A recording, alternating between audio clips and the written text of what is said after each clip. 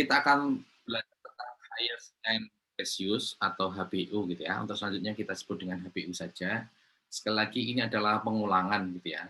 Jadi kalau kalian ingat analisis HBU ini saat kalian mempelajari pengantar penilaian properti ini menjadi satu tahap sendiri di dalam suatu tahapan penilaian ya. Jadi di dalam analisis, tahap analisis ada dua hal, analisis pasar properti dan analisis HBU. Oke. Setelah itu baru kalian mengaplikasikannya ke pendekatan penilaian. Oke, jadi sekali lagi ini tahapan tersendiri di dalam suatu siklus atau tahapan di dalam penilaian. Oke. Nah, ini akan kita pelajari hari ini. Kita akan mempelajari tentang konsep HBU, kriteria HBU, tanah kosong terbangun, analisis pasar dalam HBU, dan kesimpulan HBU. Ya, ini akan kita pelajari. Analisis ini belum lengkap karena hal yang penting sebenarnya, yang paling penting di sini yaitu perhitungan di dalam HBU kita lewati, nanti akan kita pelajari di minggu depan. Jadi setiap perhitungan nanti kita skip dulu, kita akan mempelajarinya di minggu depan. Oke, ini sub pembelajaran kita mulai dari yang pertama gitu ya. Kita belajar dulu tentang konsep HBU. Apa itu HBU? Ya, apa itu highest and best use ini? Sebenarnya seperti apa? Oke, mungkin kita awali dari mungkin diskusi aja deh. Oke, misalnya kita lihat gitu ya, ada di sebuah perkotaan. Oke, ini adalah gambar di dalam pusat kota tertentu. Oke, pusat kota tertentu, kemudian ada tanah kosong gitu ya. Kemudian dimanfaatkan untuk pertanian gitu ya. Sekali lagi ini di dalam sebuah pusat kota tertentu ada tanah kosong dimanfaatkan untuk pertanian. Mungkin gambarannya seperti ini gitu ya. Ini editan, cuman mungkin gambarannya seperti ini. Nah, kalau Adriel kalau kamu menjadi pemilik tanah ini, apakah kamu melakukan hal yang serupa, Adriel? Kamu akan memanfaatkan tanah kosong itu untuk pertanian? Tidak, Pak. Tidak. Kenapa tidak, Adriel? Karena highest and best use-nya bukan pertanian. Di situ Oke. banyak polusi dan sebagainya, Pak. Oke. Oke. Benar ya. Jadi orang tidak akan memanfaatkan bidang tanah kosong ini di pusat kota untuk bercocok tanam, untuk pertanian. Kenapa? Ya mungkin arahnya karena memang bukan highest and best use gitu ya. Tapi intinya gini, intinya ya memang kalau kita memanfaatkan untuk pertanian, apa ya, mungkin bukan hasil ya, mungkin nilai tanah itu gitu ya, produktivitas dari tanah itu akan lebih rendah dibandingkan kalau kita gunakan untuk yang lain gitu ya. Saat kalian telah mempelajari ekonomi wilayah dan perkotaan, saat kalian mempelajari tentang land rent, konsep land rent gitu ya, kalian kan sudah belajar gitu ya, kalau pertanian itu produktivitasnya paling rendah dibandingkan dengan sektor lain gitu ya. Misalnya dibandingkan dengan perkantoran, dibandingkan dengan perdagangan, dibandingkan dengan industri atau manufaktur, bahkan dibandingkan dengan residensial gitu ya. Artinya kita mempunyai tanah gitu ya di sebuah pusat kota, kita gunakan untuk bercocok tanam gitu ya. Sayang banget gitu ya. Berarti kita tidak menempatkan tanah itu kepada hal yang semestinya. Oke. Jadi intinya adalah kita tidak menempatkan tanah itu sesuai dengan highest and best use-nya. Gitu ya. Nah, itu konsep gambaran dari konsep highest and best use mungkin seperti itu. Oke, contoh lain misalnya. Misalnya, ini adalah di sebuah pedesaan gitu ya. Oke, ada tanah pertanian. Kemudian dibangunlah anggap aja ini gedung perkantoran gitu ya. Di suatu pertanian lihat background-nya gunung, kemudian ada area persawahan gitu ya. ada tanah dan kita manfaatkan untuk perkantoran. Nah, kalau misalnya Afan, kalau kamu gimana, Van? Kalau ada tanah di pertanian, apakah kamu setuju akan dimanfaatkan untuk ini, untuk membangun sebuah perkantoran, Van? Enggak, Pak. Enggak Ya, ya? karena dari sisi HBU-nya udah nggak sesuai gitu, Pak. Nanti Iya. kalau misalnya untuk mobilisasi pegawai-pegawai kantor itu akan lebih sulit juga, Pak. Oke, sip. Oke, makasih, Van. Ngomong-ngomong udah sehat, Van? Alhamdulillah udah sehat, Pak. Oke. Oke, jadi kalau menurut Afan ini nggak sesuai dengan HBU, iya gitu ya. Oke, ini nanti kita akan bahas gitu ya. Ini sesuatu secara fisik mungkin gitu ya, mungkin ya. Artinya ya bisa aja dibangun perkantoran gitu ya. Secara legal ya mungkin menyalahi tapi mungkin juga bisa gitu ya. Tetapi kalau kita lihat gitu ya, terus kalau sudah terbangun gitu ya, siapa yang akan menepati gitu ya? Siapa yang menyewa kantor itu? Siapa yang akan bekerja di situ gitu ya. Kalau si Avan tadi menyoroti bagaimana mobilisasi atau mobilitasnya gitu ya. Jadi ini kalau ditempatkan di sini ya seharusnya tidak ditempatkan di sini gedung perkantorannya karena memang HBU untuk tanah di suatu perdesaan itu ya bukan untuk perkantoran gitu ya, bukan untuk area kantor gitu ya. Itu contoh penerapan dari konsep HBU kita. Ya, jadi intinya ya sekali lagi kita tidak menempatkan tanah sesuai dengan kapasitasnya gitu ya, atau sesuai dengan manfaat terbaik dari tanah itu. Ya, berarti bukan HBU. Nah, kalau misalnya ini adalah contoh lagi, ini adalah di sebuah misalnya ini ada di perumahan gitu ya. Kalau ada perumahan, kalau ada di suatu perumahan ada tanah yang kosong gitu ya. Ini di perumahan gitu ya, ada tanah kosong. Nah, kalau seperti ini, Alfian, kira-kira tanah kosong itu diperuntukkan untuk apa, Alfian? Ada tanah kosong di suatu perumahan? Kalau di perumahan pastinya untuk residensial sih, Pak, karena di Ya. wilayah itu dominan untuk residensial, Pak. Iya, gitu ya. Jadi memang ya kalau ada tanah yang kosong di sebuah perumahan gitu ya, kemungkinan besar HBO-nya memang untuk perumahan juga gitu ya. Bukan untuk office misalnya karena mungkin menyalahi zonasi atau mungkin tidak untuk komersial juga ya karena mungkin menyalahi zonasi dan sebagainya gitu ya. Jadi yang mungkin kalau ada tanah kosong parcel of land gitu ya istilahnya di tengah-tengah perumahan ya memang HBU-nya adalah untuk perumahan gitu ya. Jadi mungkin secara singkat di sini kita bisa mendefinisikan bahwa HBU highest and best use ini artinya kita memang menempatkan sebuah tanah sesuai dengan fungsi terbaiknya gitu ya. Oke, kita menempatkan tanah atau properti. Nah, nanti kita akan bahas itu ya.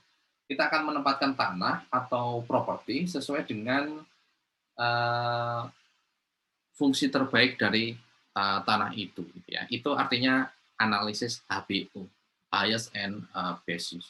Oke.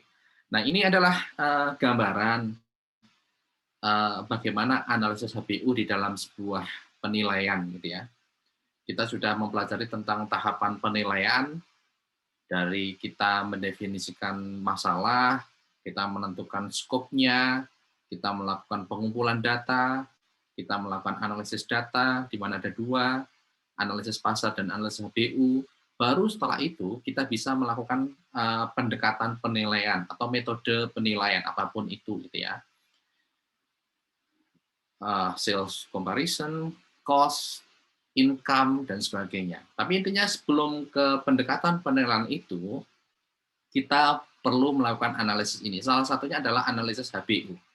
Karena sebenarnya apa? Sebenarnya saat kita melakukan penilaian adalah kita menilai tanah atau kita menilai suatu properti, di mana yang kita nilai adalah HBU-nya.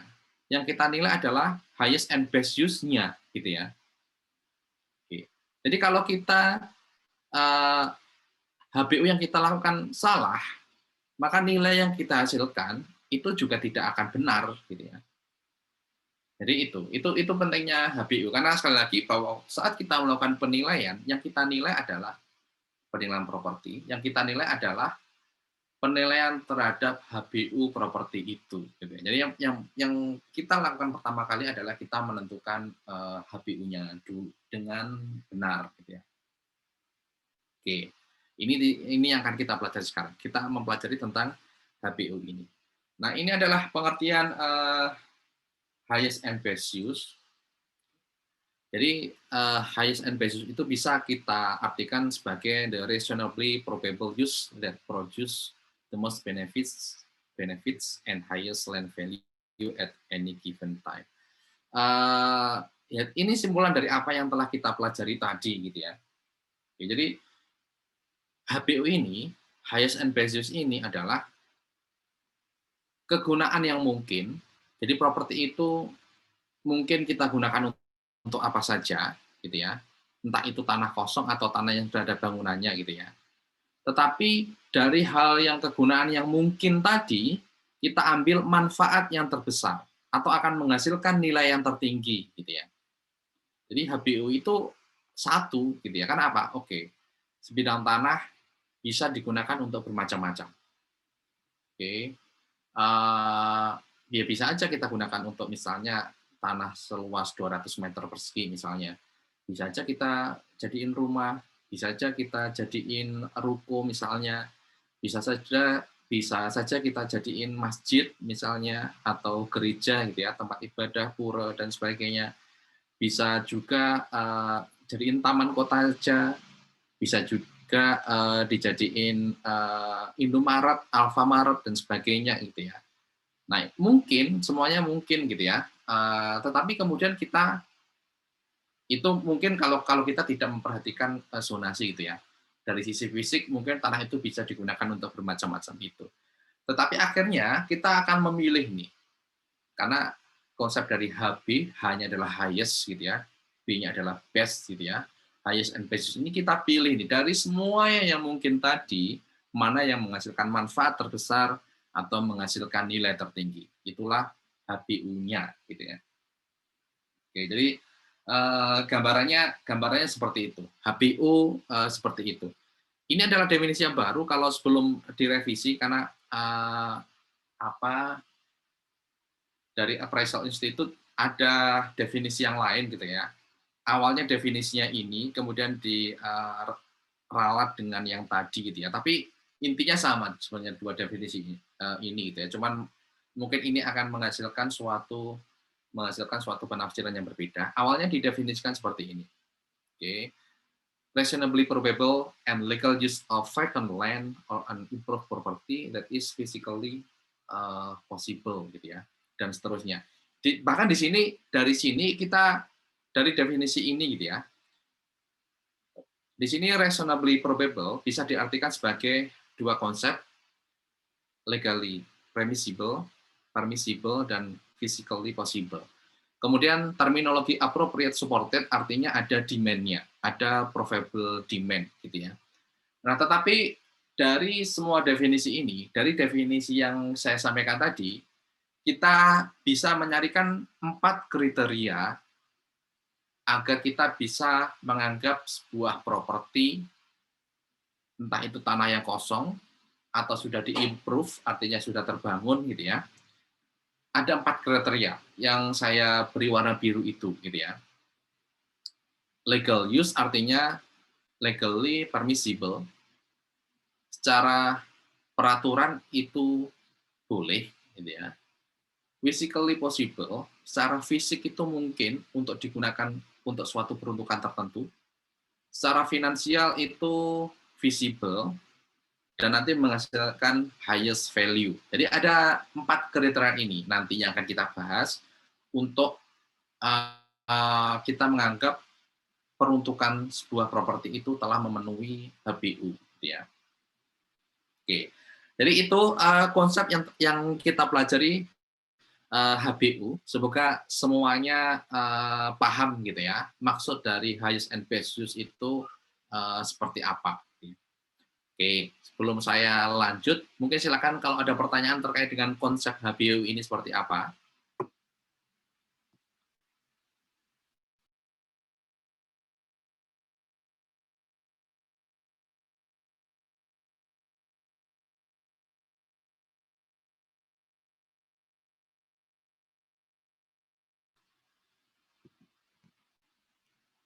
Oke, belum ada pertanyaan ya. Pak, izin Oke. bertanya. Oke, silakan. Nabila ya. Oke, Iya, silakan. Saya off video dulu ya. Ya, Oke, silakan.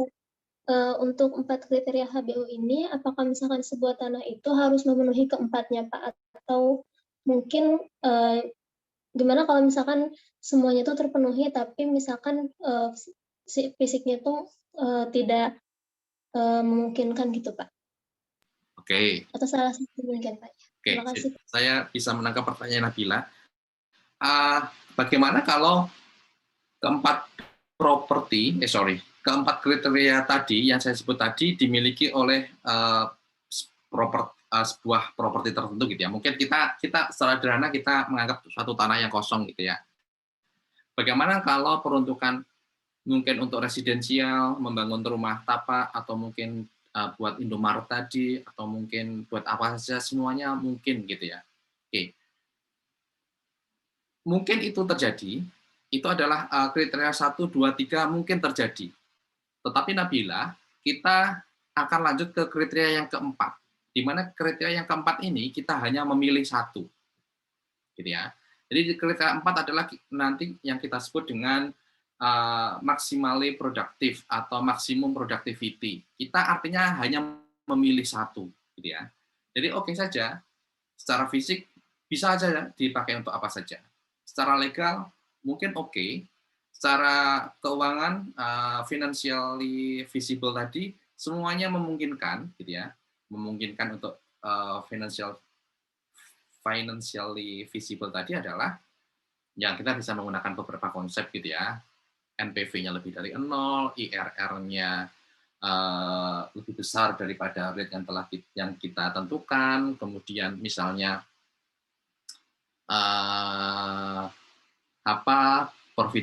profitability index-nya lebih dari 1 dan sebagainya gitu ya, seperti yang telah kalian pelajari di penilaian maupun di manajemen keuangan. Tetapi akhirnya kita hanya pilih satu. Mana yang kita pilih? Yang kita pilih adalah yang financially visible-nya tadi terbesar. Gitu ya. Jadi akhirnya kita kesimpulannya satu. Highest and best use untuk sebuah tanah yang kosong tadi hanya untuk satu peruntukan. Gitu ya. Nanti kita akan bahas sampai di situ Nabila, tapi gambaran umumnya seperti itu. Semoga bisa menjawab ya Nabila ya. Siap, terima kasih Pak. Oke, makasih kembali. Oke, untuk menjawab Nabila, kita sebenarnya membahas ini gitu ya. Ada 4 kriteria di dalam HBU. Oke. Kriterianya ini gitu ya. Ada 4 kriteria ini. Oke, seperti yang saya sampaikan waktu saya mendeskripsikan pengertian dari HBU tadi. Yang pertama adalah legally permissible. Secara aturan tidak bermasalah.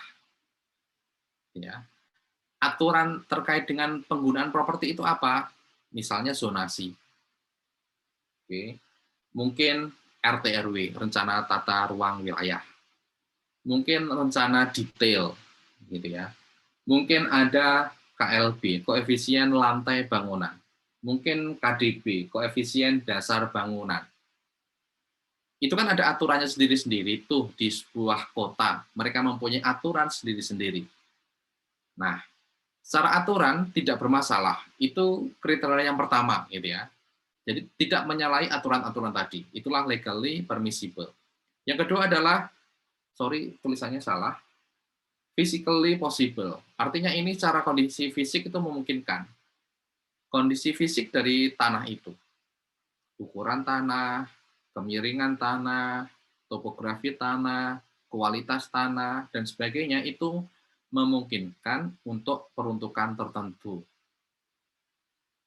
Ya, jadi kalau misalnya tadi suatu tanah, misalnya nanti kita bahas gitu ya. 100 meter persegi misalnya gitu ya.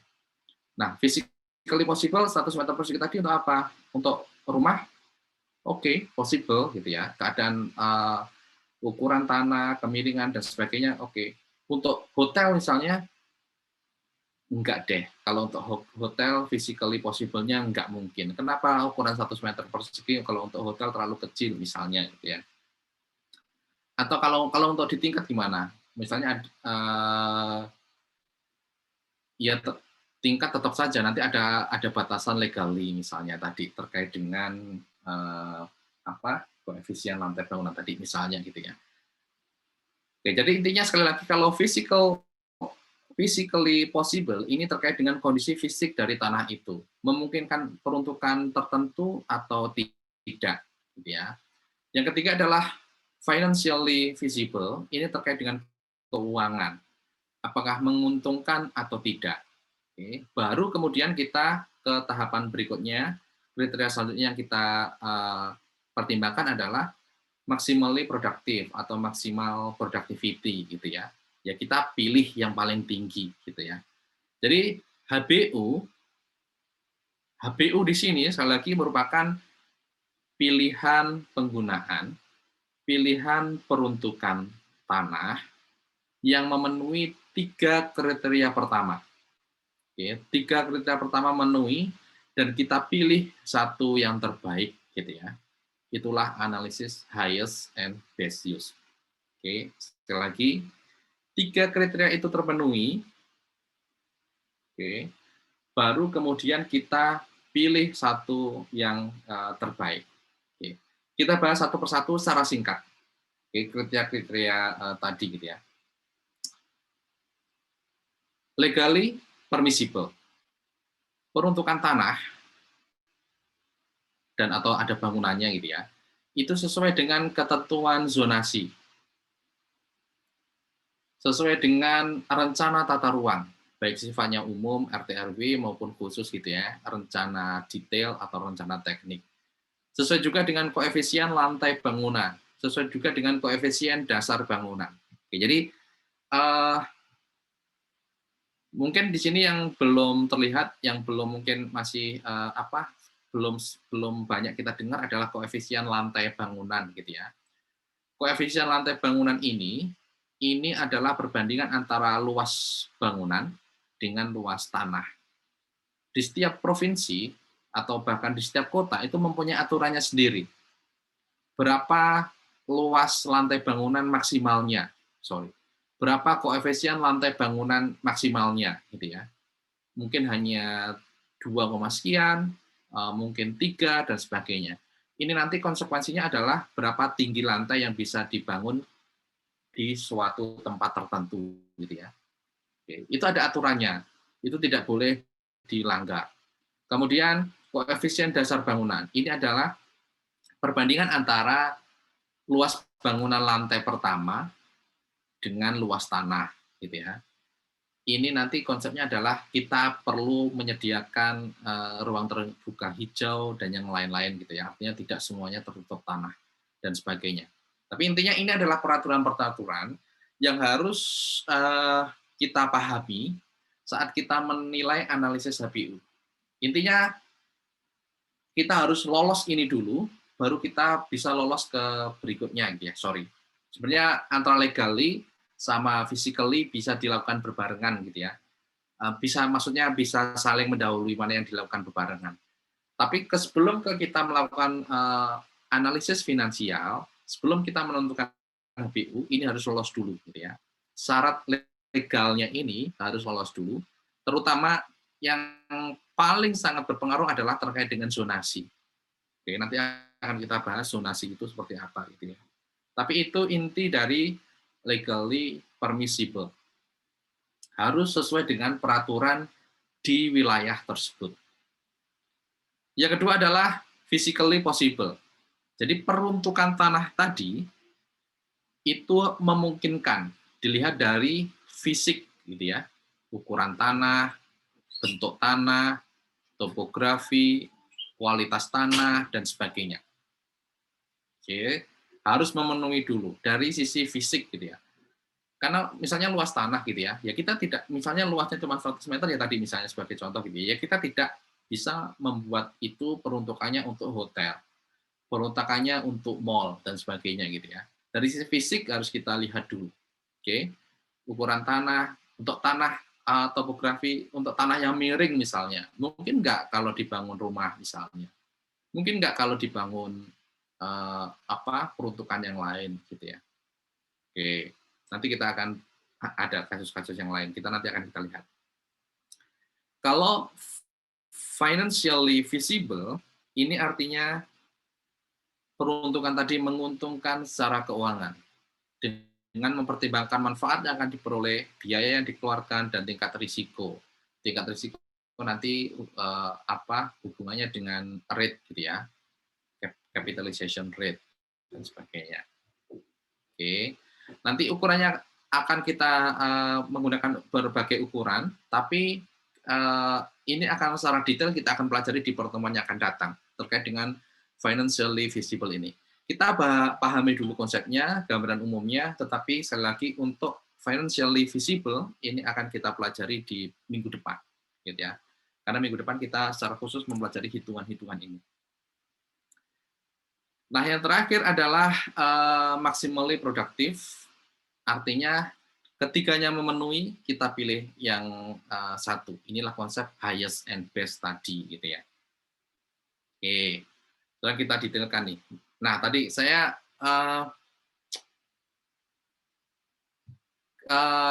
biasanya, gitu ya, di berbagai buku misalnya ataupun kalau kita seminar atau penjelasan dosen dan sebagainya gitu ya. Mungkin yang diberikan contoh terkait dengan physically possible adalah terkait dengan kemiringan gitu ya. Kalau tanahnya miring akan tidak bisa digunakan untuk rumah misalnya gitu ya. Tetapi mungkin dengan perkembangan teknologi menjadi bisa gitu ya. Contohnya adalah seperti ini. Ini adalah contoh rumah yang dibangun di suatu tanah yang miring gitu ya. Oke, ini bisa dibangun ini gitu ya. Tetapi nanti mungkin kaitannya adalah bagaimana nanti apakah secara finansial itu memungkinkan atau enggak, bagaimana biaya membangun rumah yang semacam ini, bagaimana biaya konstruksinya dan sebagainya, itu yang perlu dipertimbangkan gitu ya. Oke. Tetapi mungkin kalau fisik tanah yang labil, yang bergerak, mungkin terkena abrasi air laut dan sebagainya, yang hal-hal itu yang mungkin membuat peruntukan tertentu menjadi tidak mungkin gitu ya. Ya, tapi intinya kalau secara fisik tadi yang kita perlu pertimbangkan adalah ukurannya, topografi, kemiringan, kualitas tanah dan sebagainya dari sisi fisik. Nah, terkait dengan zonasi. Zonasi itu artinya adalah kita membuat atau mengatur suatu wilayah dengan batas tertentu itu hanya boleh peruntukannya sesuai dengan yang disebutkan di dalam zonasi itu. Jadi misalnya kalau ini zonasi yang ada di provinsi DKI Jakarta gitu ya, yang mungkin setiap daerah mungkin zonasinya berbeda-beda, tapi intinya seperti ini. Wilayah DKI Jakarta itu sudah dibagi-bagi gitu ya, dan yang lain juga sama sebenarnya. Dibagi-bagi sesuai dengan peruntukannya. Ada untuk hutan kota, taman kota, pemakaman, demikian seterusnya, sampai perumahan pun didetailkan gitu ya. Untuk perkantoran, untuk perdagangan, bisa zona campuran itu bisa residensial, bisa komersial gitu ya, dicampur. Kalau yang 16, 17, 18 ini komersial, termasuk komersial, 19 bisa komersial bisa masuk situ, 21 komersial juga bisa masuk ke situ gitu ya. Ada zona industri, zona pergudangan dan sebagainya. Selebihnya ini nggak boleh untuk komersial gitu ya, untuk perumahan dan sebagainya. Nah, di sini penggunaan properti itu dibatasi oleh zonasi tadi. Gitu ya. Kalau sebuah properti merupakan zona residensial, maka tidak boleh digunakan untuk komersial. Jadi sudah ada batasannya, kecuali zonanya adalah zona komersial atau di zona campuran gitu ya, bisa komersial, bisa residensial, maka peruntukannya bisa untuk komersial itu. Ya. Intinya kita perlu mengetahui zonasi dari lokasi properti yang sedang kita nilai atau properti yang sedang kita analisis. Dan kita tidak boleh kita tidak boleh menyalahi dari zonasi tersebut. Oke. Itu tadi kita sudah bahas fisik, kita sudah visi legal, terutama terkait dengan zonasi. Sekarang dari sisi keuangan. Ada beberapa teknik yang kalian telah pelajari juga di pengantar penilaian, ada land residual, ada visibility rent, ada profitability index, dan ada sales of comparison approach by end user sales. Gitu. Ini akan kita pelajari di pertemuan selanjutnya, tapi intinya saat kita mempelajari ini, kita perlu mengidentifikasikan semua cost gitu ya, dan semua manfaatnya gitu ya, atau mungkin benefit gitu ya. Cost-nya ini juga segala cost gitu ya, semua cost perlu kita pertimbangkan. Oke, sekali lagi, ini semua cost perlu kita pertimbangkan. Bentar. Jadi yang cost yang sifatnya soft atau cost yang sifatnya hard gitu ya, ini perlu kita pertimbangkan. Cost yang sifatnya soft ini terkait dengan misalnya terkait dengan entrepreneur gitu ya. Kemudian cost terkait dengan misalnya engineering gitu ya. Pokoknya yang sifatnya supporting, individual yang sifatnya supporting gitu ya. Ini perlu kita perhatikan juga. Oke. Bentar ya, sorry.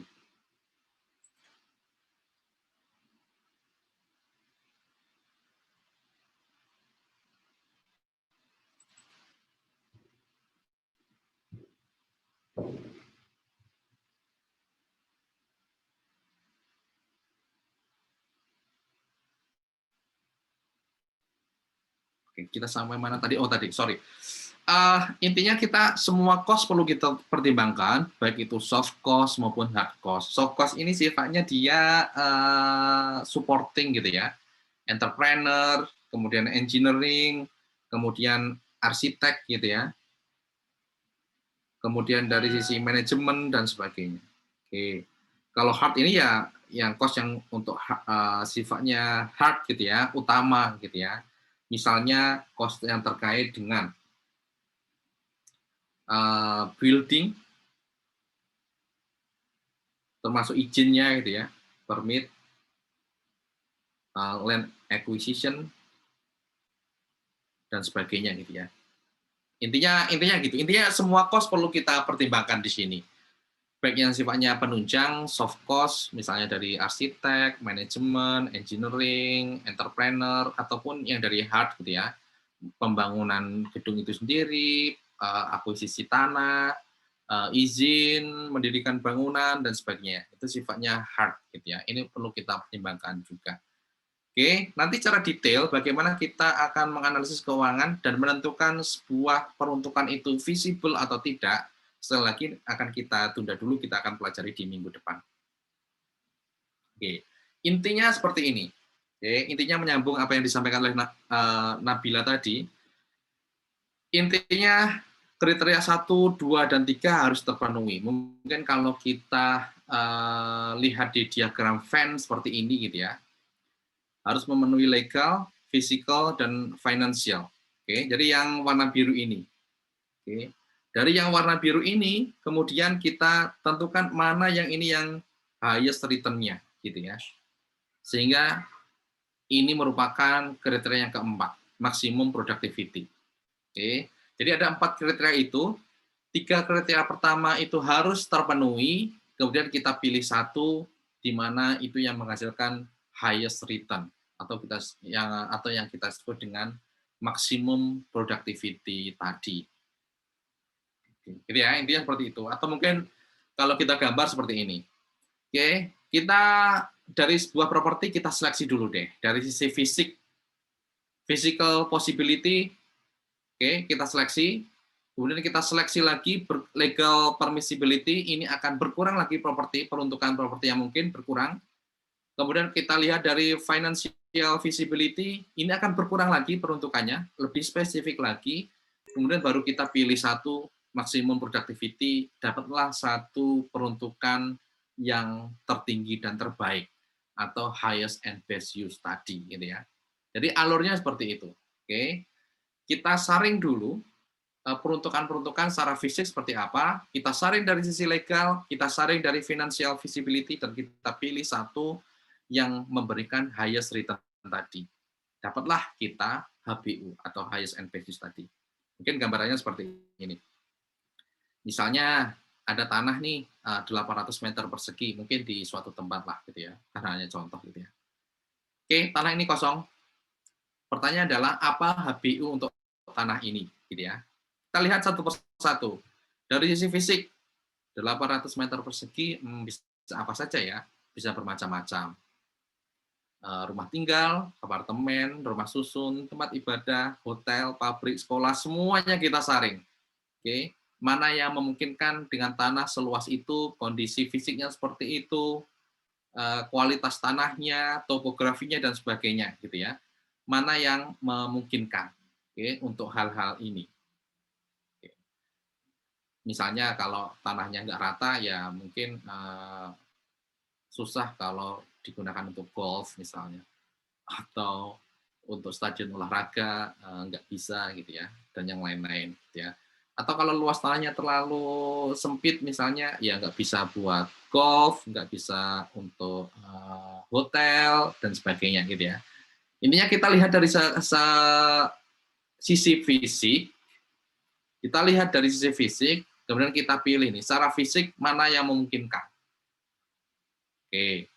Kemudian, secara fisik adalah kita lihat legal permissibility. Misalnya ini kita terkait dengan zonasi. Ternyata tanah itu ada di zonasi perumahan. Maka kita bisa mengeliminasi peruntukan tanah yang lolos dari sisi fisik tadi. Kalau zona perumahan, maka semuanya ini kita coret. Ini nggak bisa, gitu ya. Jadi sekarang tinggal rumah tinggal, apartemen, dan rumah susun, misalnya. Kemudian kita saring lagi nih, kita saring dari sisi financial feasibility, misalnya ketiganya masih mungkin gitu ya. Jadi saat ini ya rumah tinggal, apartemen, dan rumah susun. Baru kemudian dari maximum productivity kita pilih yang highest return tadi, ternyata yang paling tinggi adalah apartemen. Maka HBU di tempat itu adalah HBU yang land for sale tadi, HBU untuk tanah yang kosong tadi adalah peruntukannya adalah untuk apartemen gitu ya. Jadi seleksinya seperti itu, bagaimana kita sampai ke suatu simpulan terkait dengan highest and best use tadi. Oke. Silakan kalau ada pertanyaan sebelum kita masuk ke materi selanjutnya. Semoga sekarang sudah ada bayangan deh. Apa itu HBU? Dan bagaimana kita memperoleh suatu simpulan HBU. Oke, prosesnya seperti apa secara sederhana. Oke, silakan kalau ada pertanyaan.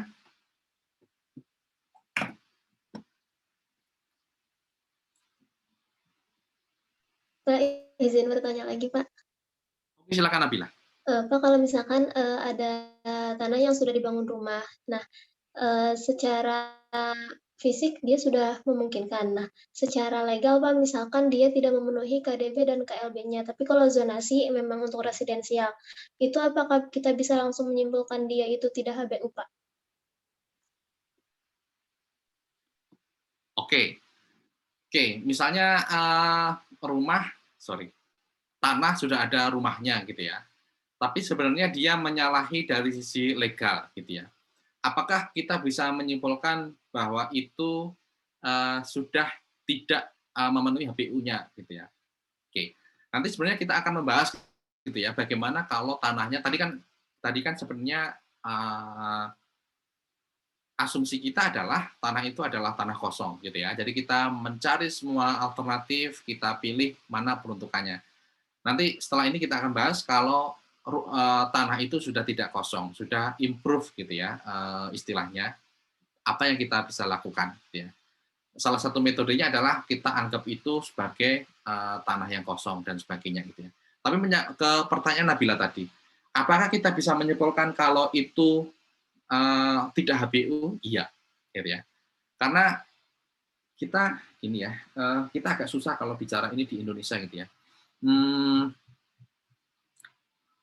Di Indonesia itu banyak aspek legal, seharusnya gini, secara teori itu ya, aspek legal, aspek fisik itu menjadi saringan utama kita. Baru kita bisa ke yang lain.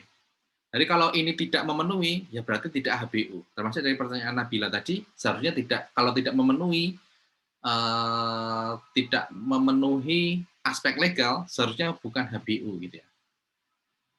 Tetapi Indonesia itu kadang kalau kalian lihat pemberitaan gitu ya, di DKI Jakarta itu saja ada 270 ribuan rumah.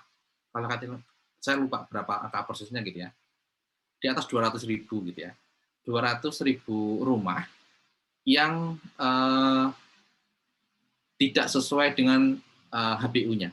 Tapi kasusnya adalah dia tidak boleh komersial, tetapi digunakan untuk komersial gitu ya, toko dan sebagainya, menyalahi gitu ya. Tapi ini real di Indonesia, gitu ya. Tapi ini real di Indonesia. Aspek legal seringkali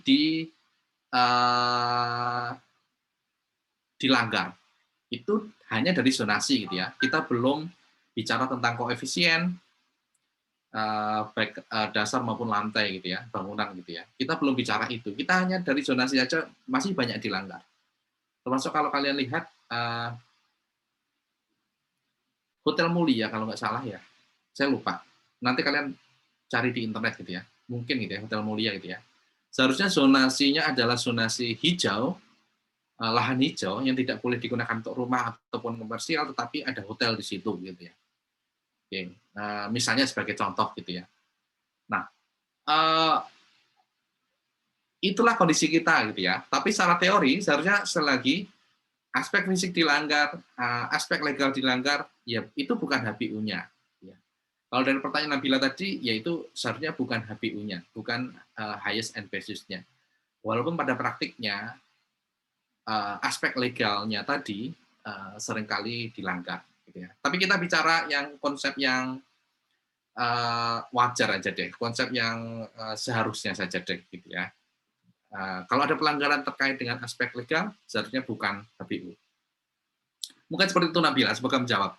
Oh iya Pak, berarti itu dalam analisisnya memang harus urut gitu ya Pak? Iya, analisisnya itu harus urut. Antara fisik sama legal itu bisa menggantikan, mana yang duluan gitu ya, bisa legal, bisa fisik, mana menggantikan.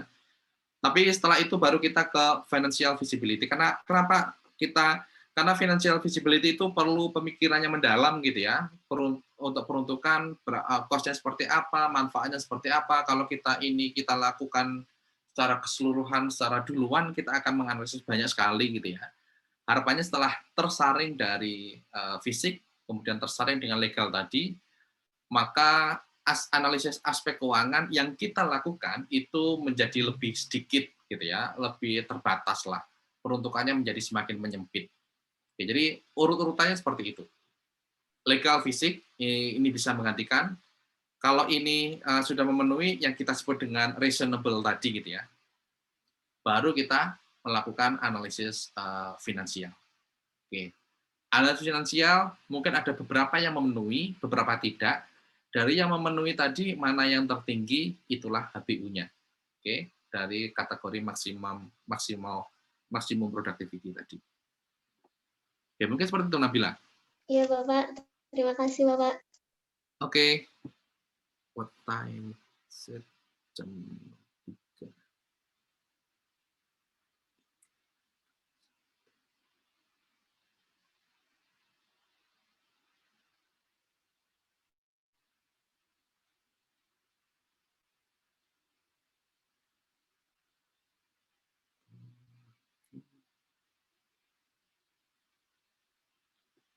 Oke, kita kalau nggak ada pertanyaan kita lanjut lagi. Nanti kita lanjut satu sub ini, kemudian baru kita nanti istirahat gitu ya. Oke, kita akan mempelajari ini. Tanah yang kita nilai itu kan, tanah yang kita analisis HBU-nya, high and basis-nya, itu kondisinya kan mungkin tanah itu kosong ataupun tanah itu sudah ada bangunannya gitu ya, atau yang kita sebut dengan terbangun. Nah, terhadap hal ini bagaimana perlakuan dari analisis HBU yang kita lakukan? Oke, jadi sekali lagi HBU terhadap properti itu mungkin tanahnya adalah tanah kosong atau tanah yang sudah terbangun. Kalau tanahnya kosong adalah kita menggunakan alternatif possible use tadi yang kita bahas tadi gitu ya. Mungkin ada berbagai macam alternatif, mana yang paling sesuai. Kita tentukan itu HBU-nya. Nah, bagaimana kalau sudah terbangun? Bagaimana kita menilai HBU dari properti yang sudah terbangun tadi? Sudah ada tanah dan sudah ada bangunannya tadi gitu ya. Terhadap hal itu bisa kita kategorikan menjadi 3. Kita analisis HBU apa adanya. Oke, artinya hasil dari HBU-nya adalah ya HBU-nya berarti ya itu berarti yang saat ini sedang terjadi, saat ini yang kenyataannya itulah HBU-nya. Mungkin ada tanah di situ sudah berdiri misalnya retail gitu ya. Maka HBU-nya yaitu gitu ya. Atau mungkin analisis kita nanti adalah mungkin dari bangunan yang sudah terbangun itu mungkin kita bisa renovasi atau kita bisa ubah peruntukannya gitu ya. Retail kita inovasi sehingga tidak hanya retail, misalnya di situ juga ada tempat untuk apapun gitu ya. Mungkin ada bagian tertentu untuk fitness atau apapun gitu ya, di mix gitu ya. Berarti itu HBU-nya adalah yang saat ini ada, tetapi ada renovasi. Atau mungkin HBU-nya adalah sebaiknya bangunan itu dibuang, sehingga tanahnya tanah kosong, demolish gitu ya.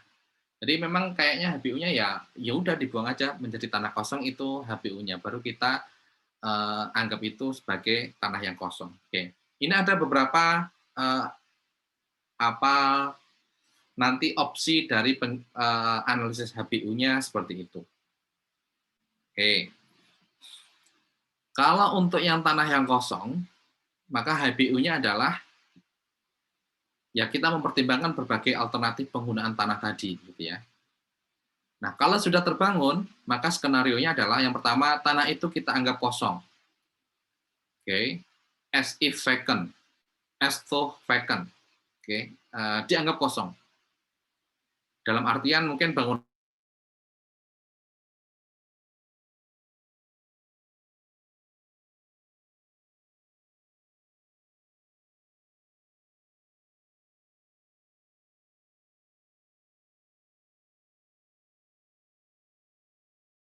diubah fungsinya menjadi peruntukan lain, tapi bangunannya masih ada. Oke, jadi skenario dari HBU untuk tanah yang sudah ada bangunannya atau sudah ada properti improve gitu ya, sudah ada propertinya, itu seperti itu. Oke. Dan nanti di laporan penilaian, di laporan HBU biasanya juga akan ada 2 hal gitu ya. Tanah itu dianggap kosong, kalau tanah itu dianggap kosong nanti seperti apa, dan juga mungkin HBU jika perlu adanya renovation atau alternation gitu ya. Oke, nanti kita minggu depan akan kita berikan contoh gitu ya, analisis HBU kalau sudah ada bangunannya. Oke, nah kapan tanah dianggap kosong? Kapan kita menilai HBU dianggap kosong gitu ya? Kapan kita menganalisis suatu properti yang sudah terbangun, kita anggap itu tanahnya kosong. Nah, tanah dianggap kosong atau dianggap vacant, walaupun sudah ada bangunannya, itu saat tanah tadi, value dari tanah tadi, dikurangi dengan demolition cost atau dikurangi dengan pemugaran, itu nilainya lebih tinggi dibandingkan dengan nilai properti saat ini gitu ya. Oke. Oke. Jadi saat ini kan kita ada tanah, ada bangunan. Kemudian kita dianggap as if vacant, dianggap tanah kosong gitu ya. Kalau kita anggap sebagai tanah kosong tadi, berarti kan bangunannya ini kita demolish gitu ya. Bangunan ini kita demolish. Ada demolition, ada pemugaran. Suatu bangunan, suatu properti yang sudah terbangun, dianggap kosong jika harga tanah as vacant tadi, tanah as vacant tadi, itu lebih besar dibandingkan dengan harga properti, properti tadi, tanah dan bangunan tadi, ditambah dengan demolition, pemugaran, gitu ya. Atau tanah as vacant tadi dikurangi dengan demolition, ini lebih besar daripada properti. Kalau ini keadaannya, maka tanah kita anggap kosong gitu ya. Jadi analisis HBU yang kita lakukan, ya tadi sesuai dengan konsep tanah yang kosong tadi, kita mencari alternatif penggunaan mana yang memberikan yang terbaik. Oke, itulah skenario yang pertama. Saat sudah ada bangunan, kita anggap bahwa tanah itu adalah kosong. Tanah kita anggap kosong. Land as if vacant. Oke.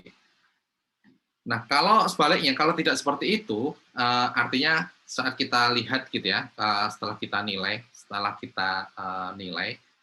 tanah dikurangi dengan demolition tadi ternyata masih lebih kecil daripada nilai properti, maka opsinya adalah ya HBU sekarang atau HBU-nya adalah yang saat ini terjadi, atau HBU-nya adalah mungkin ada renovasi atau alternation gitu ya, atau ada penggunaan bangunan yang itu tetapi peruntukannya lain gitu ya. Mungkin yang awalnya retail mungkin bisa dijadikan residensial, apartemen misalnya dan sebagainya gitu ya. Yang awalnya retail mungkin bisa diganti office misalnya. Nanti setelah kita lihat gitu ya dan kita bandingkan gitu ya. Artinya intinya tanpa kita mengubah bangunannya, kita hanya mengubah peruntukannya mungkin akan memberikan suatu hasil simpulan HBU yang berbeda. Oke. Intinya sekali lagi bahwa kalau tanah sudah terbangun, tanah itu sudah bangunan, sudah ada bangunannya, maka HBU-nya adalah kita menganggap tanah itu kosong, berarti kita memikirkan seperti yang tadi kita bahas gitu ya. Ada berbagai alternatif, kita lihat, kita bandingkan secara fisik, secara legal, secara finansial, kita pilih satu, atau mungkin bangunan yang dibiarkan apa adanya dan itu adalah HBU-nya, atau mungkin itu tetapi perlu renovasi, perlu alternation dan sebagainya. Pengubahan fungsi dan sebagainya. Pengubahan fungsi kita juga perlu melihat gitu ya, apakah secara fisik memungkinkan, secara legal memungkinkan, dan secara finansial mungkin lebih menguntungkan dari yang sekarang ini ada. Gitu ya. Itu opsi-opsi atau skenario-skenario yang bisa kita lakukan atas tanah yang saat ini sudah ada bangunannya atau sudah terbangun. Bapak boleh izin bertanya, Pak? Oke, silakan, Giovanni. Pak, untuk daerah yang kayak gini, Pak, misalnya kan gedung Menara Saidah tuh di tempatnya strategis ya, Pak.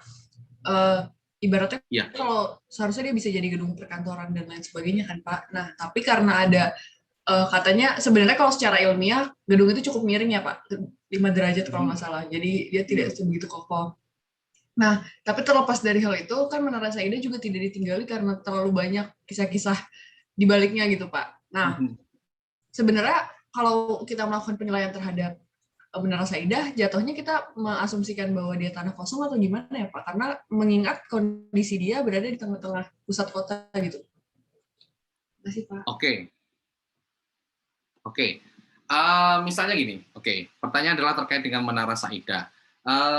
Menara Saidah itu, kita sering dengar kalau Menara Saidah itu angker gitu ya, dan sebagainya gitu ya. Saya nggak tahu, apakah tanahnya miring ya? Miring ya, Gif ya? Iya Pak, waktu itu saya nanya ke Bapak saya sebenarnya alasan, dulu kan dia dijadiin bank ya Pak. Nah alasan kenapa dulu tidak dijadikan gedung perkantoran lagi, itu gara-gara dia cukup miring konstruksinya gitu Pak. Iya Pak, miring Pak. Emang miring ya? Itu mirip kayak yang dulu di Sarinah ya, lebih miring dari Sarinah ya? Ada dua, dulu Sarinah juga ada yang menganggap miring dan sebagainya. Gini, kalau terhadap suatu tanah, di mana di situ sudah ada propertinya terbangun, tadi kita bisa menganggap ini, tanah itu sebagai vacant, atau kemudian kita bisa menganggap bahwa tanah itu bisa diubah peruntukannya. Nah, kalau kita menganggap bahwa properti itu, kita menganggap bahwa, tanah itu vacant, berarti yang perlu kita cermati, yang perlu kita pahami dulu adalah, yang kita nilai dulu adalah, apakah tanah dikurangin dengan demolition itu lebih besar daripada nilai properti saat ini, gitu ya. Kalau lebih besar daripada itu, ya tanah kita anggap vacant. Tanah kita anggap vacant artinya ya kita ulang lagi nih, kita pugar Menara Saidah itu, kita pugar gitu ya. Kemudian kita lihat nih peruntukannya nanti seperti apa. Mungkin saja peruntukannya masih sama gitu ya. Artinya masih menjadi perkantoran gitu ya. Masih menjadi perkantoran setelah kita analisis. Tapi kan ini berarti ada bangunan yang baru gitu ya. Saya nggak tahu apakah kemiringannya terkait dengan tanahnya atau struktur bangunannya gitu ya, karena ini adalah suatu hal yang berbeda. Kalau yang miring tadi adalah karena struktur bangunannya, maka mungkin HBU-nya bisa menghasilkan yang sama, artinya HBU-nya masih sama gitu ya, masih perkantoran juga gitu ya. Kemudian opsi yang kedua adalah saat kita tidak menganggap itu kosong, tetapi kita memfungsikan lain dari bangunan yang sudah ada. Tetapi kalau kita memfungsikan lain yang sudah ada, itu berarti adalah kita perlu lihat dari sisi fisik bangunan itu, kita lihat dari sisi legal bangunan itu. Nah, di sini mungkin yang tidak memenuhi adalah fisik dari bangunan itu. Karena apa? Karena miring tadi gitu ya. Karena miring tadi, maka kita tidak bisa melakukan pengubahan penggunaan, kita tidak bisa yang awalnya bank menjadi misalnya perkantoran dan sebagainya. Kita tidak bisa melakukan itu karena memang secara fisik dari kriteria dari HBU tadi secara fisik memang tidak memungkinkan gitu ya. Jadi di sini kalau Menara Saidah itu yang sudah ada bangunannya, yang paling mungkin kita lakukan adalah kita menganggap bahwa tanah itu kosong. Kita menganggap bahwa bangunannya itu tidak ada, demolish. Jadi kita ubah persepsi kita hilangkan bangunan itu, ada tanah kosong di situ seluas sekian, kita analisis lagi dari awal, fisiknya seperti apa dan sebagainya, tapi kita menganggap itu kosong. Jadi analisis HBU yang kita simpulkan nanti, sekali lagi, mungkin akan sama gitu ya, peruntukannya mungkin sama untuk perkantoran gitu ya. Tetapi bangunannya berbeda gitu ya, bukan itu. Kita menganggap itu sudah demolish gitu ya, sudah dipugar gitu ya. Jadi di sini kita perlu membedakan antara analisis HBU dengan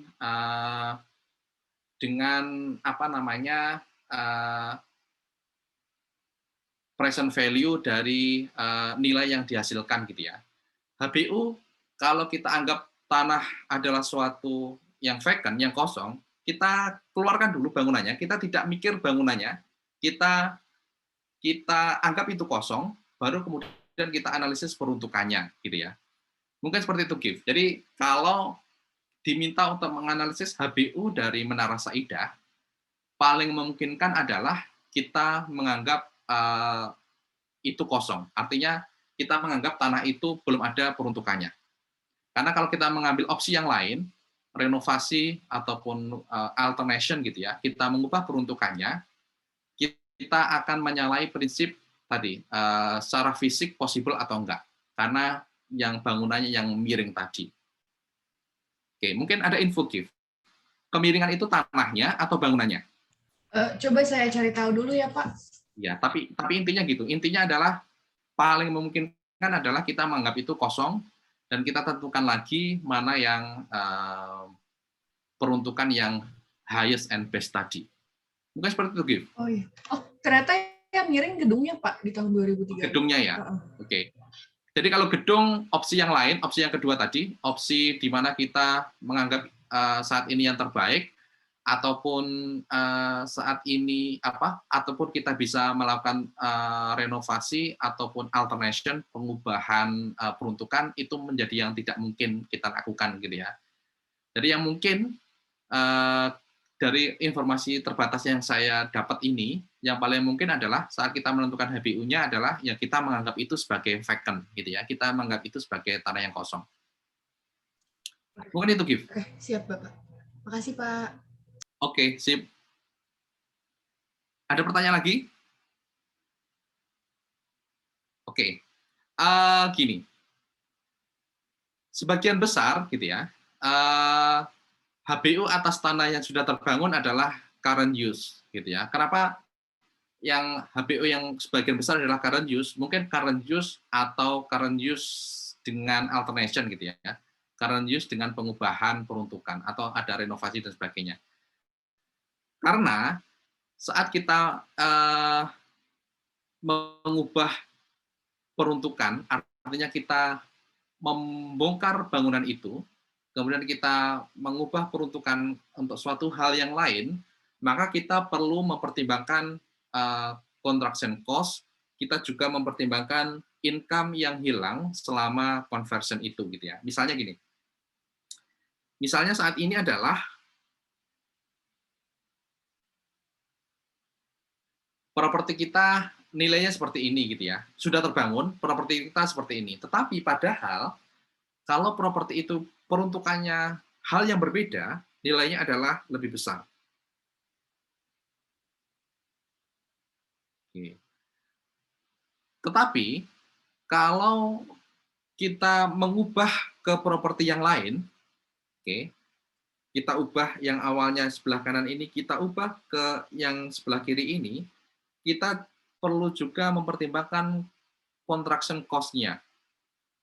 Jadi agar seimbang, yang kita pertimbangkan adalah yang satu ini kita bandingkan dengan yang ini, tetapi kita harus bandingkan juga dengan construction cost-nya, ditambah dengan construction cost-nya. Oke. Dan kita tambah lagi dengan income yang hilang selama conversion, selama kita mengubah bentuk atau peruntukan gitu ya, dari yang lama ke yang baru gitu ya. Jadi kalau ini semuanya kita pertimbangkan, biasanya HBU atas tanah yang sudah terbangun ya current use ini, gitu ya. HBU yang sudah terbangun adalah current use ini. Oke. Tetapi tadi kalau kita dari pertanyaan Givani tadi yang terkait dengan Menara Saidah, mungkin existing building value-nya ini rendah banget, gitu ya. Oke, rendah banget. Jadi apabila kita mengubah ke bentuk lain, artinya kita melakukan pemugaran, nilai yang sangat rendah tadi bisa dianggap nol gitu ya, ditambah dengan construction cost, bahkan loss income saat ini tidak ada gitu ya, karena memang saat ini tidak menghasilkan income dan sebagainya. Kesimpulannya adalah mungkin saja dengan pemugaran, dengan menganggap itu adalah vacant land atau vacant space gitu ya, itu akan menghasilkan HBU untuk peruntukan yang lain gitu ya. Atau mungkin peruntukan yang sama, tetapi bangunannya adalah bangunan yang lain, gitu ya. Oke, itu beberapa fenomena saat kita menganalisis HPU ini. Oke, kita selanjutnya akan membahas tentang peran analisis pasar di dalam analisis HPU, tetapi sebelum kita masuk ke sini, mungkin ada pertanyaan, apapun pertanyaannya, silakan.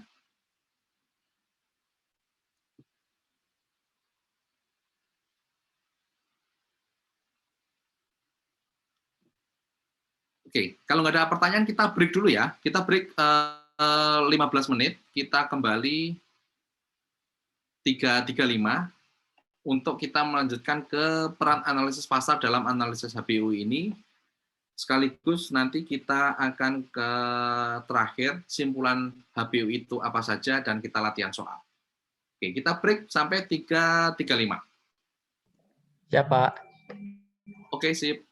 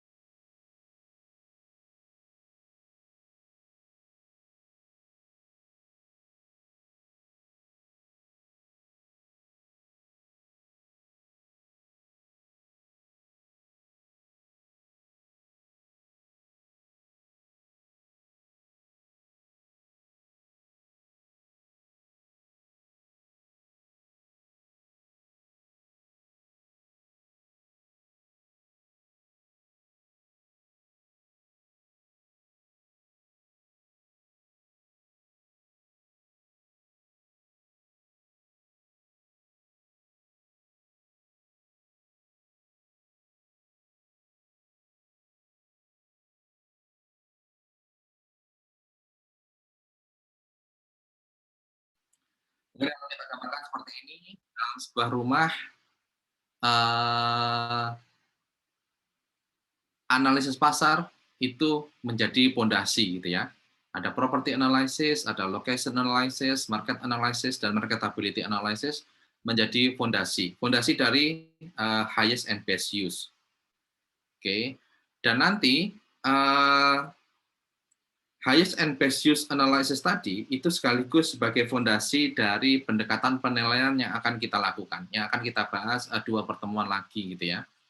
Bagaimana analisis pasar dan juga highest and best use itu akan menentukan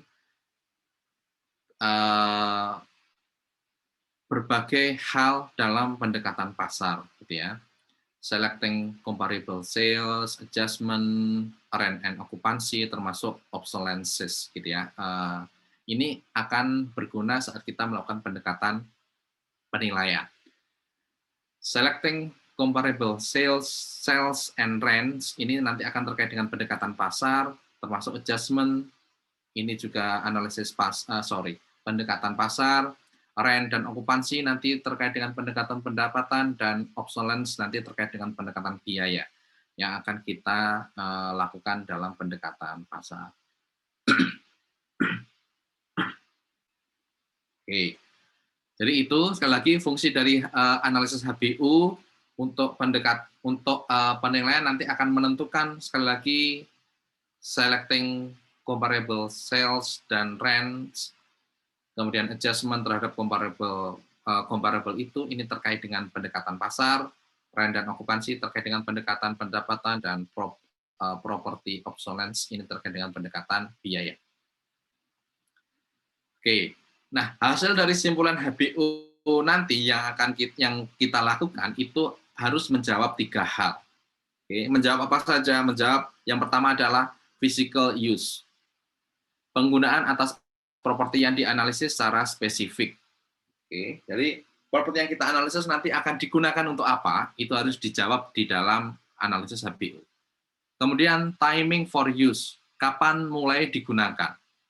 Kapan bisa dalam bentuk rentang gitu ya, rentang tahun dan sebagainya.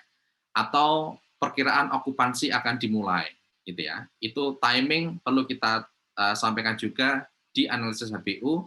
Dan yang terakhir adalah market participants.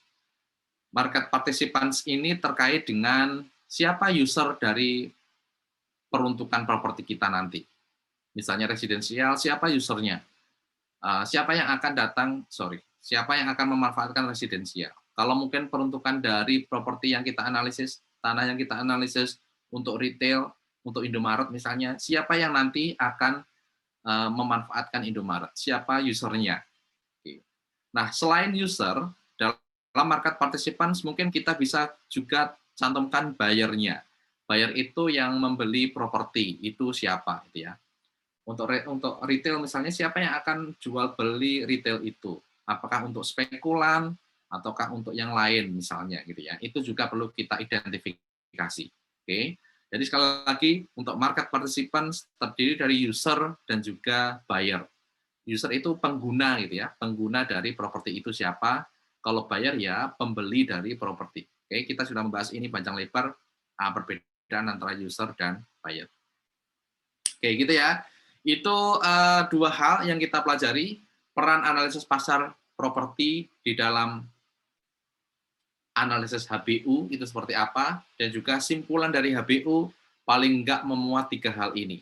Physical use artinya peruntukannya untuk apa, kapan dimulai, kapan penggunaan properti itu mulai dilakukan, itu terkait dengan timing, dan siapa market participants-nya. Oke, usernya siapa, dan juga buyer-nya siapa.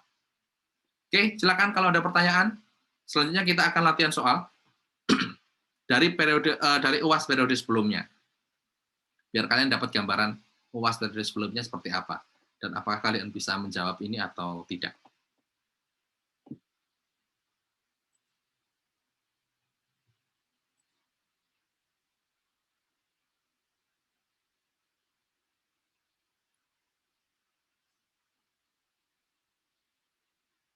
Oke, nggak ada pertanyaan, kita masih ada waktu sekitar 45 menit, kita akan latihan soal, ada 10 soal, ya lebih cepat selesai lebih baik gitu ya. Jadi kita bisa selesai lebih awal.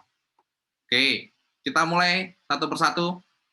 Soal nomor 1, silakan dibaca dan jawabannya apa? Algeris. Tes, Silakan dengar suara saya, Pak. Kedengeran Algeris? Silakan dibaca Nomor dan 1. jawabannya. Hasil analisis saya, guys. Harus dibaca gini, Pak, apa di dalam hati aja, Pak? Boleh dibaca, boleh dalam hati, terserah. Oke, dalam hati aja, Pak. Oke.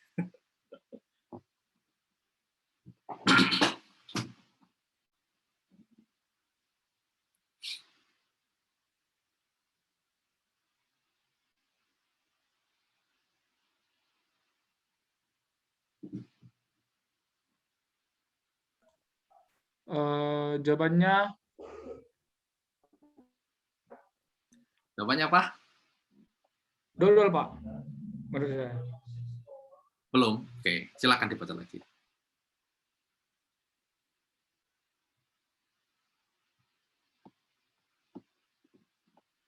C, Pak. C ya? Oke. Jawabannya adalah C, kata Algeris. Delilah, punya pendapatan lain? Pendapatan lain lagi. Punya pendapat lain? Sama, Pak. C. C juga. Oke, jawabannya C ya. Baru saja kita bahas tadi. Jadi kalau sampai kelewat, berarti ya, nggak memperhatikan. Oke, jawabannya C. Jadi hasil dari analisis HBU atau simpulan dari analisis HBU itu memuat bukan user ya, seharusnya use seharusnya. Oke, user juga oke deh. User juga boleh terkait dengan market participants gitu ya. Tapi ini seharusnya yang A ini potensial use gitu ya. Artinya peruntukannya nanti untuk apa? Bukan user, tapi peruntukannya untuk apa? Potensial use. Kemudian terkait dengan timing dan terkait dengan market participant. Ada 3 hal itu yang perlu kita tulis dalam analisis HBU. Oke, soal nomor 2 silakan dibaca Devi dan jawabannya apa?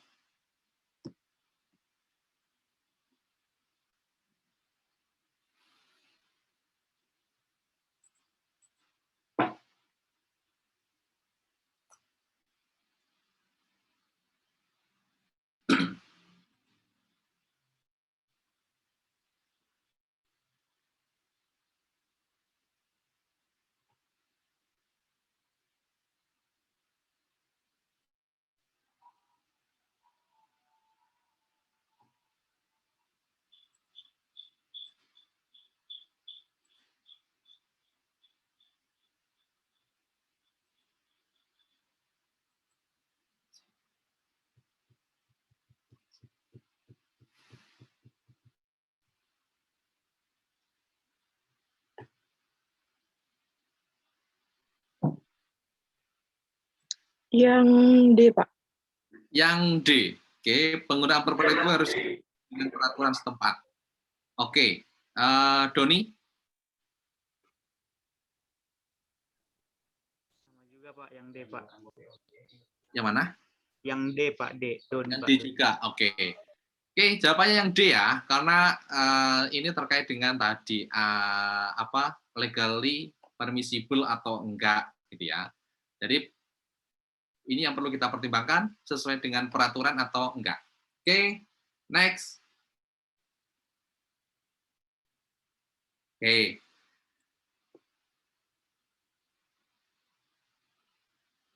Franciscus Febriando, jawabannya apa? Silakan dibaca. Dibaca dulu ya, Pak. Oke, silakan.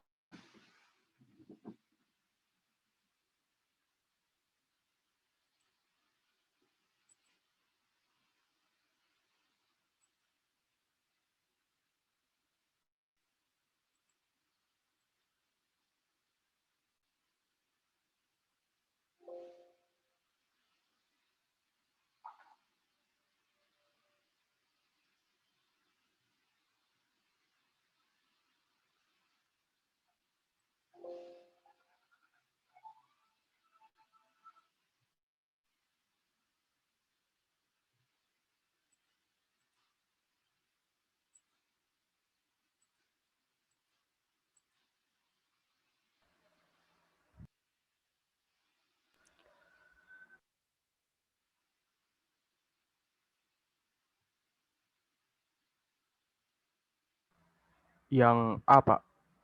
Oke, yang A, Freddy. Saya juga lebih ke A, Pak. Lebih ke A ya. Tadi timing berarti kapan properti itu mulai digunakan atau okupansi kapan dimulai gitu ya. Jadi lebih ke A. Oke. Oke. Nah, analisis HBU itu sudah selesai jika yang mana Givani? Ya Pak, bentar ya Pak. Oke, silakan.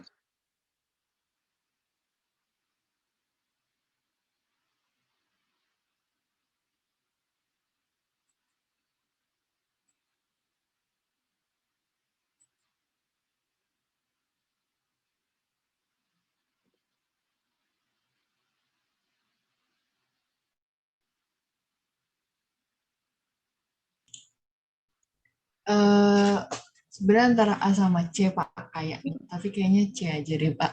C aja. Oke. Oke, saya juga setuju yang C. Jadi yang C ini mungkin A, jadi penggunaan ditambah kita state juga timing sama market participants-nya siapa gitu ya. Oke. C mungkin maksud pembuat soal juga C gitu ya. Oke, saya belum tanya yang lain. Oke, makasih Giv. Ya, Next. Ya, saya belum ngedit lagi. Masih sama. Oke, yang ini aja. Helmi Ridho, silakan dibaca dulu. Baik, Pak. Saya baca dulu ya, Pak.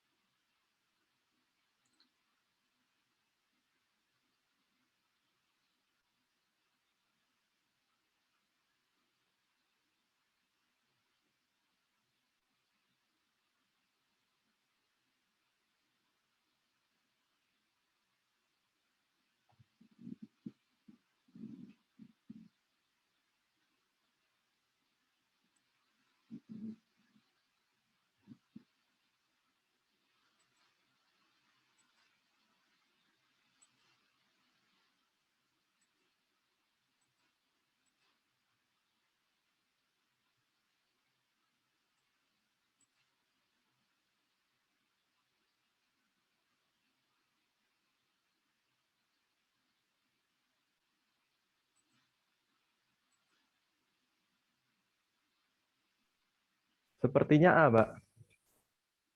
Oke, sepertinya A. Ibnu? Sama, Pak. Sama, oke. Jadi ya jawabannya yang A. Jadi kalau properti itu, tanah itu sudah ada propertinya, jadi sudah terbangun, maka yang pertama kita bisa menganggap tanah itu kosong, atau yang kedua kita menganggap bahwa properti yang sudah ada itu kita anggap bahwa itu sudah mencerminkan HBU, atau kita menganalisis juga bagaimana kalau properti itu diubah dengan renovasi atau dengan pengubahan fungsi dari bangunan yang sudah ada gitu ya. Jadi jawabannya yang A, salah satu opsinya adalah kita bisa menganggap bahwa tanah itu kosong. Next, Jana Ayu Estrika. Iya, Pak. Silakan.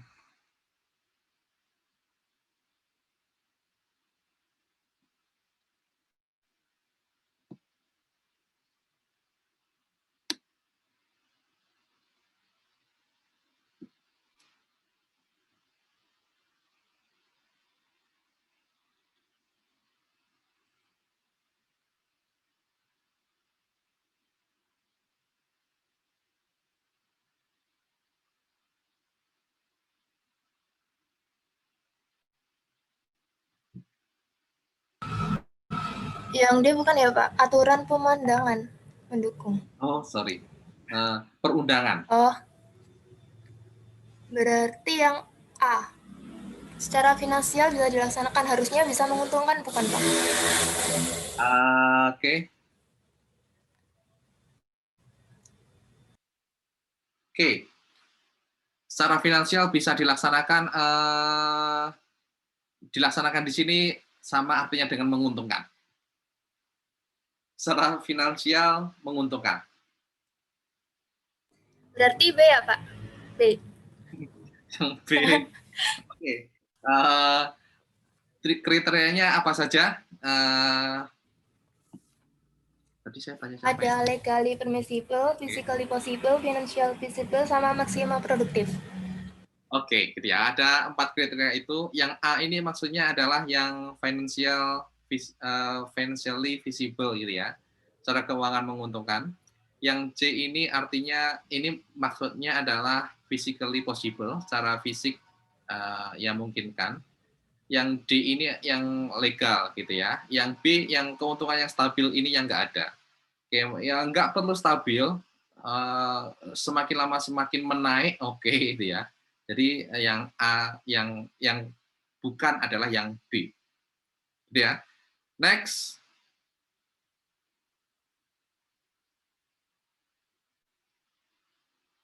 Ada yang kelewat, nggak apa-apa. Rozi. Iya. Oke, silakan Rozi.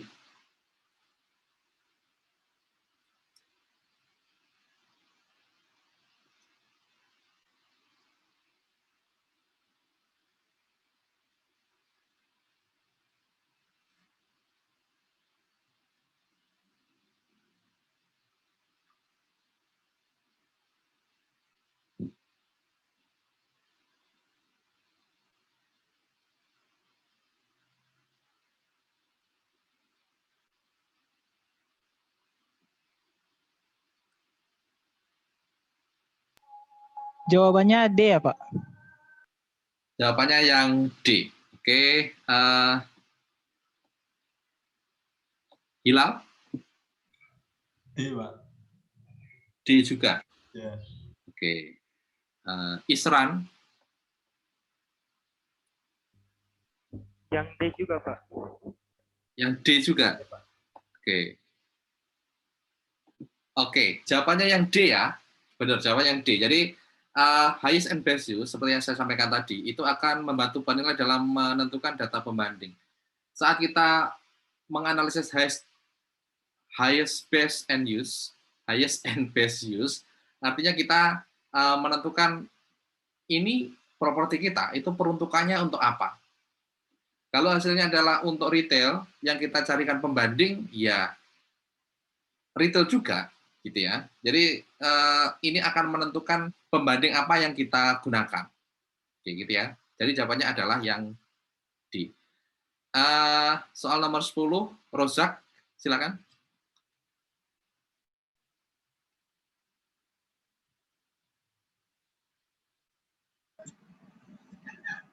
Terdengar Pak, suara saya Pak?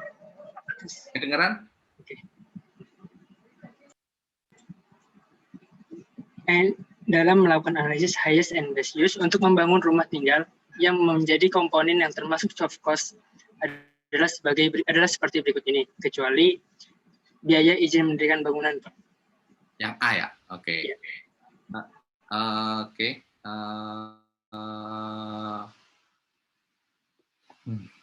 Amirul Husain. Yang A juga, Pak. Yang A juga. Oke, jawabannya yang A ya. Jadi ada hard cost, ada soft cost. Soft cost tadi pendukung terutama untuk terkait dengan personal gitu ya, arsitek, konsultan, kontraktor, entrepreneur, apapun itu gitu ya. Kalau yang hard itu dari izin sampai ke biaya mendirikan bangunan, pengadaan tanah gitu ya. Jadi yang termasuk hard cost di sini adalah yang A, biaya izin mendirikan bangunan. Oke, itu ya. Sudah selesai pembahasan kita pada hari ini. Silakan kalau ada pertanyaan. Sebelum kelas saya tutup.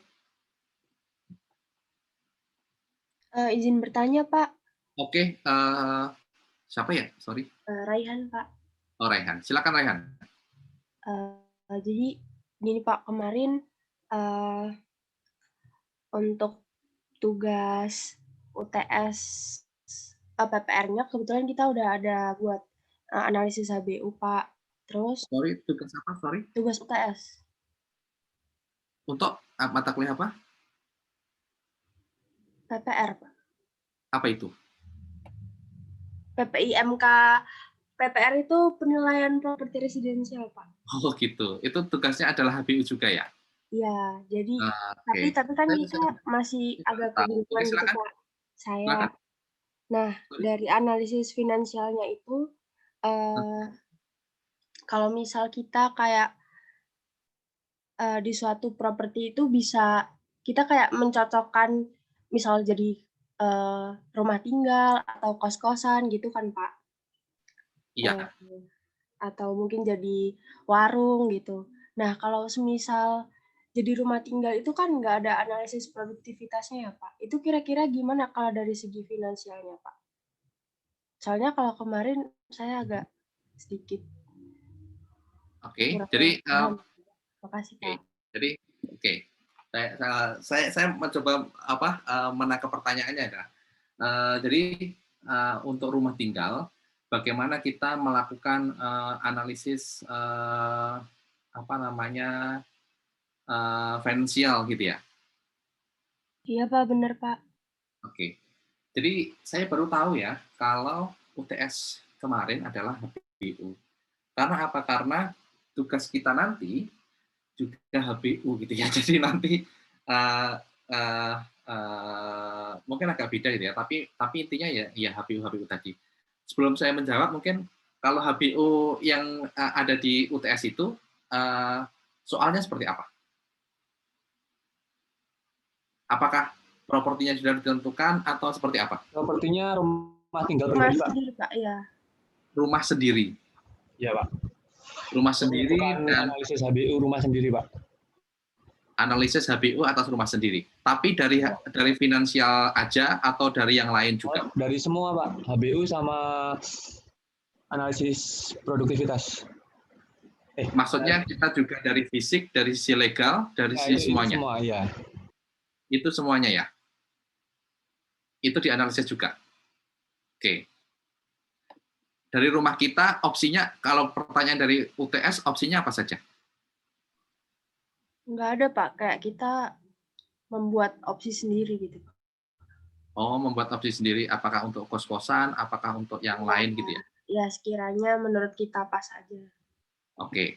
Jadi saya pengen menjawab dari urut-urutan dari yang kita lakukan dulu gitu ya. Oke, dari sisi fisik rumahnya sudah ada kan berarti? Dari sisi fisik rumahnya sudah ada. Kemudian yang kedua dari sisi legal gitu ya. Oke, dari sisi fisik mungkin tergantung rumahnya gitu ya. Rumahnya seperti apa? Apakah memungkinkan dibuat kos-kosan atau enggak gitu ya. Artinya berapa luas rumah kita dan sebagainya. Karena kalau dibuat kos-kosan kita tinggal di mana kan menjadi hal yang mungkin perlu kita pertimbangkan juga. Apakah rumah kita sudah besar, memiliki kamar, artinya secara fisik apakah bisa memungkinkan untuk dibuat kos-kosan atau enggak. Itu yang perlu kita perhitungkan juga. Dan mungkin ini akan menjadi berbeda-beda antara satu mahasiswa dengan mahasiswa lain, gitu ya, tergantung dengan rumahnya. Demikian juga kalau kita buat menjadi warung gitu ya, apakah secara fisik ada tempat untuk warung atau enggak. Tapi mungkin bisalah kalau warung gitu ya, kan tergantung warungnya besar atau kecil gitu ya. Dari sisi ini yang kita debatkan tadi gitu ya, dari sisi legal gitu ya. Kalau properti kita ini zonasinya rumah kita zonasinya di mana gitu ya. Zonasinya rumah kita adalah yang ada di residensial. Ya, pastinya ada di residensial gitu ya. Ini sebenarnya yang kemarin kalau kalian buka di website gitu ya, itu dipermasalahkan oleh Pemda DKI gitu ya. Karena residensial diubah peruntukannya tadi seperti yang disampaikan tadi ya, untuk kos-kosan dan juga untuk warung, toko atau apapun gitu ya. Sepanjang belum mendapat izin untuk diperuntukkan untuk komersial, seharusnya tidak boleh diubah ke komersial gitu ya. Jadi dari dua sisi ini mungkin tergantung sih udah mendapat izin atau enggak gitu ya. Nah, kemudian kalau ini ternyata ternyata dari analisis kita ternyata boleh gitu ya, artinya sudah memperoleh izin diubah peruntukan dari residensial menjadi komersial. perlu waktu juga, tapi kalau misalnya sudah boleh diizinkan. Nah, kemudian dari rumah kita adalah apakah rumah kita dibuat untuk residensial saja atau mixed use? Sebenarnya pertanyaannya adalah kalau pemahaman saya yang diminta adalah apakah rumah kita benar-benar diubah atau enggak gitu ya? Karena apa? Kalau benar-benar diubah, maka ya pertanyaan adalah kita tinggal di mana gitu ya. Kecuali kalau opsinya adalah rumah kita mixed use, artinya ada yang sebagian untuk residensial untuk kita tempati, ada sebagian untuk warung, atau sebagian kita tempati, sebagian untuk kos gitu ya. Nah, kalau seperti itu bagaimana kita menghitung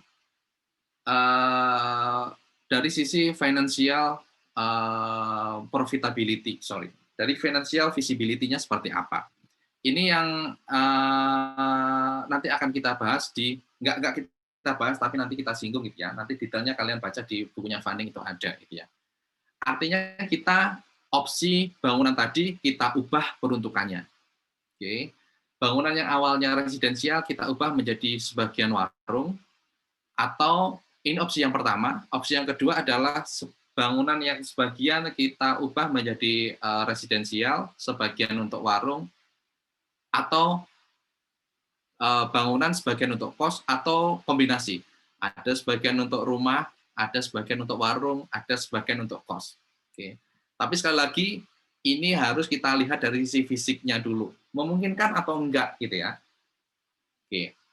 Nah, kalau memungkinkan tiga-tiganya misalnya, tiga-tiganya memungkinkan, baru kemudian kita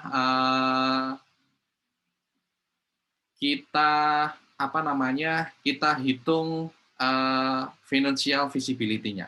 Bagaimana kita menghitungnya? Pertama, kita tentukan dulu cost untuk mengubahnya. Cost untuk mengubah properti kita, rumah kita menjadi warung. Itu kan kita perlu ada cost-nya nih, menambah macam-macam nih. Kemudian baru kita hitung manfaatnya nih. Manfaat dari warung itu berapa? Oke, manfaatnya berapa? Kita bandingkanlah dengan cost untuk mengubah warung itu, termasuk cost untuk menambah properti untuk warung itu. Kita present value-kan seperti apa. Demikian juga kalau kita ubah menjadi kos-kosan. Kita perhitungan dulu cost untuk mengubah rumah kita menjadi kos. Berapa tambahan ruang yang perlu kita berikan, bukan hanya tambahan ruangan, tetapi biaya untuk misalnya tukang dan sebagainya. Itu kita perhitungkan dan kita sandingkan dengan present value dari manfaat atau cost yang kita akan pendapatan yang akan kita peroleh. Oke, semuanya alternatif kita perhitungkan dan kita lihat mana yang paling menguntungkan gitu ya. Oke, tapi sekali lagi kita harus cari fisiknya dulu. Apakah yang paling menguntungkan adalah sebagian rumah kita untuk warung, atau sebagian untuk kos-kosan, atau kombinasi untuk dua-duanya gitu ya. Itu nanti dari ketiga opsi itu akan memberikan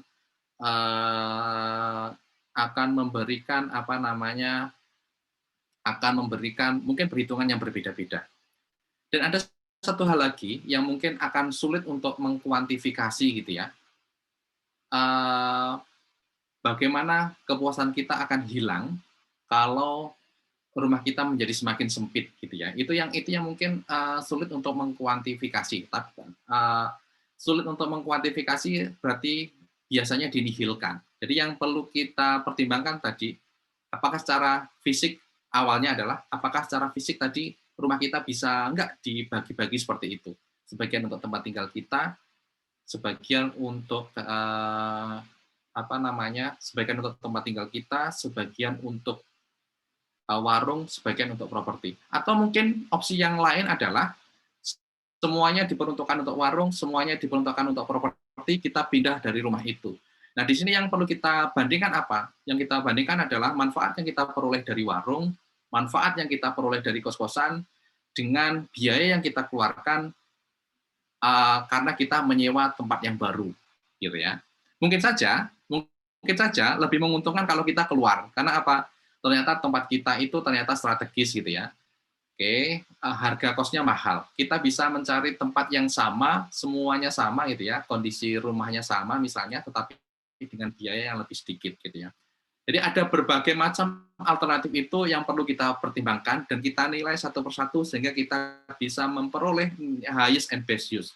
Oke, opsinya adalah semuanya dijadikan warung, semuanya dijadikan kos-kosan, sebagian warung, sebagian kos-kosan, tapi kita keluar dari tempat itu gitu ya. Udah ada 4 ya. Kemudian rumah kita masih di situ, tapi kita sebagian warung, rumah kita masih di situ, sebagian kos-kosan, atau rumah kita masih di situ, sebagian kos-kosan, sebagian warung gitu ya. Kalau mau mendetail, seharusnya analisisnya seperti itu sehingga kita bisa memilih atau memperoleh satu gambaran yang yang komprehensif, mana yang highest best use dari rumah kita. Mungkin gambarannya seperti itu. Gitu, Raihan. Bisa dipahami. Kalau teman-teman kemarin menjawabnya seperti apa? Kemarin biaya untuk mengubah dari rumah ke kos-kosan atau ke warung itu nggak saya ikutin, Pak. Kalau Oke. Anggapannya seharusnya ada gitu ya, karena